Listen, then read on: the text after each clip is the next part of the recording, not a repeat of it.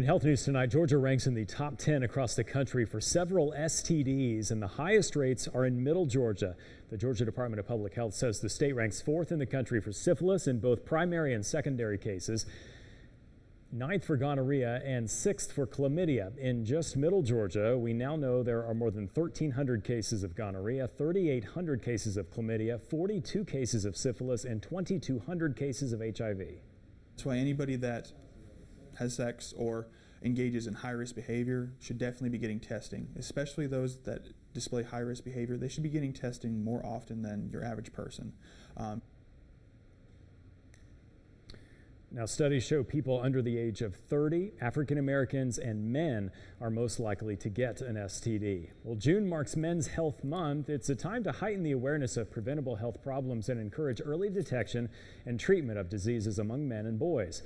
Men, on average, die almost 5 years earlier than women, according to the Centers for Disease Control and Prevention. One doctor says the best way to prevent health issues for men is to simply get checked.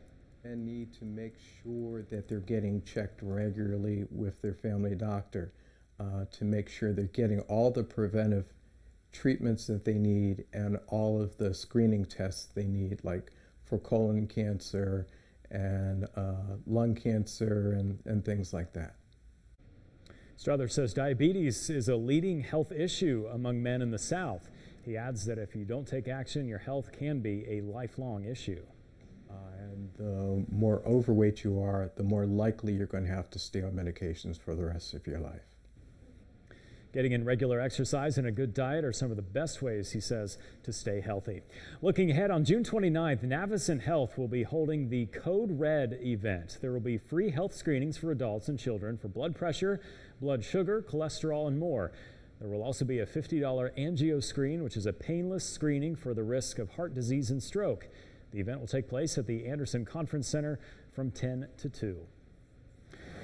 Tonight, a 10-year-old student is playing her instrument better than ever thanks to a device made by a group of high school students. Kelly Lynn with our sister station in Washington, D.C. shows us how it works.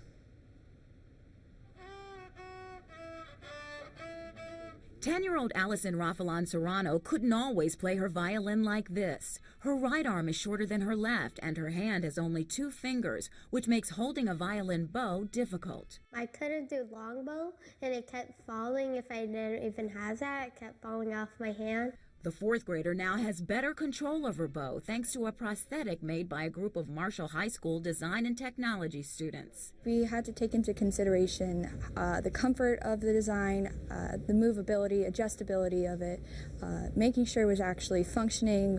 After creating their own designs, the team found others online that they produced on a 3D printer. The next step, to shape the prosthetic specifically for Allison. We had these 2 different screws in the connection from the actual bow to where her arm was, so that we could, or her teacher could adjust the angle of the bow. And this is where we adjust a lot if we need to. The prosthetic took 5 months to make and was exactly what Allison needed. It's amazing to be able to have the opportunity to help other people. Thank you very much for doing this.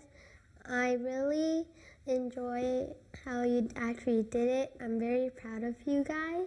For creating a gift that allows this young musician to play on.